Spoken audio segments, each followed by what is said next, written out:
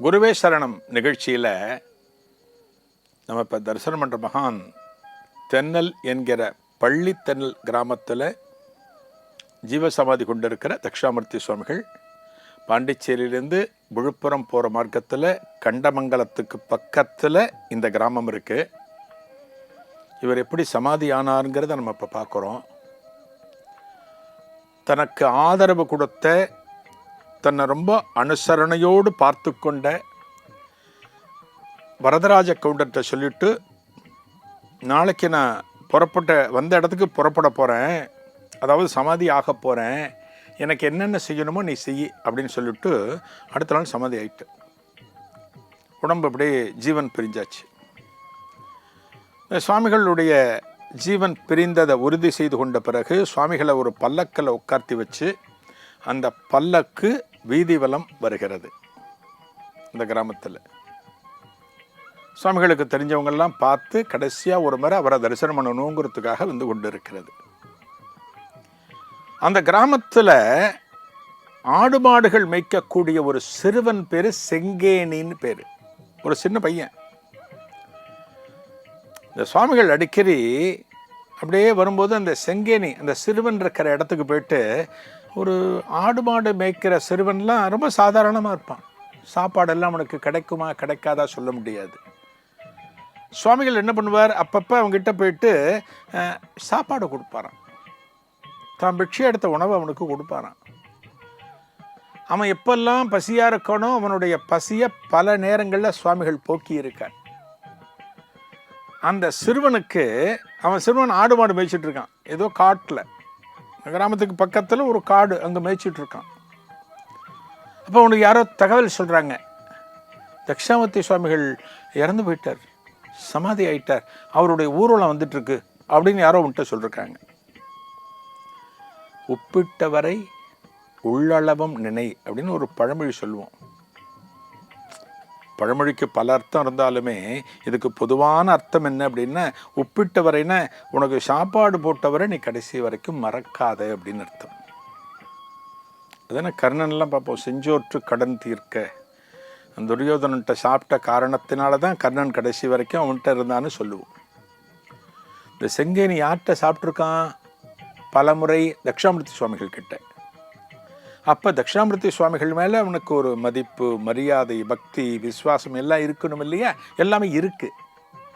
ஆனால் சுவாமிகள் ஜீவன் முக்தி ஆகிவிட்டார்னு தெரிஞ்ச உடனே, ஆஹா சுவாமிகளை நம்ம பார்க்கவே இல்லையே, அவரை பார்த்து நாளாச்சே, அவரை உயிரோடு இருக்கும்போது பார்க்கணும்னு நினச்சோமே அப்படின்னு பதறி அடிச்சுன்னு ஓடி வரான்.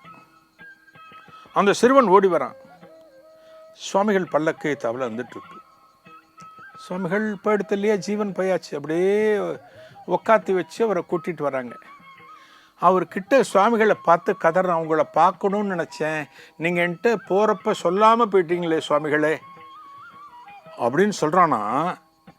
அந்த வினாடியில் சுவாமிகளுக்கு ஜீவன் உள்ளே புகுகிறது, கண் திறக்கிறது, உடல் அசைகிறது. இந்த செங்கேனியை பார்த்துட்டு, செங்கேனி நான் புறப்படுறேன் அப்படிங்கிறாராம். செங்கேனி அந்த காட்சியை பார்க்குறான். செங்கேனி மட்டுமல்ல, அங்கே இருக்கக்கூடிய அன்பர்கள் அனைவருமே இந்த காட்சியை பார்க்கிறார்கள். அது செத்து போயிட்டாரு.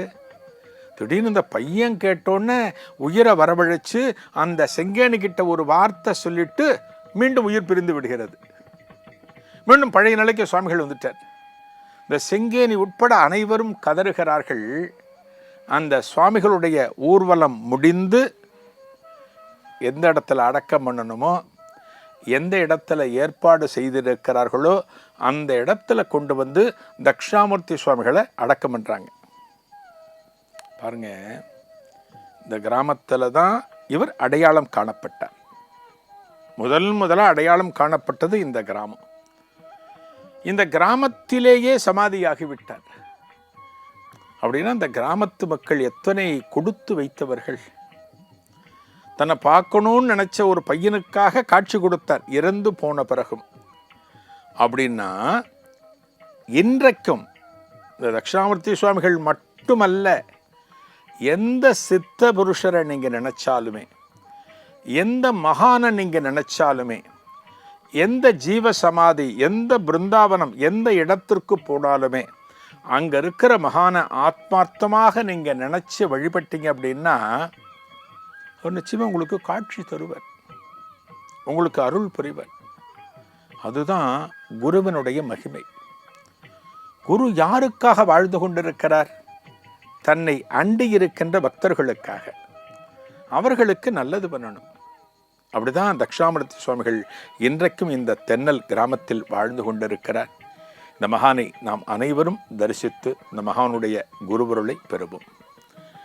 நாளைய குருவே சரணத்தில் நாம் தரிசனம் பண்ண போகிற மகான் சீனந்தல் வீர வைராகிய மூர்த்தி சுவாமிகள்.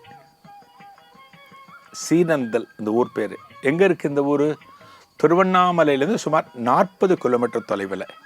இந்த மகானை நாளைய குருவே சரணத்தில் தரிசிக்கலாம். நன்றி, வணக்கம்.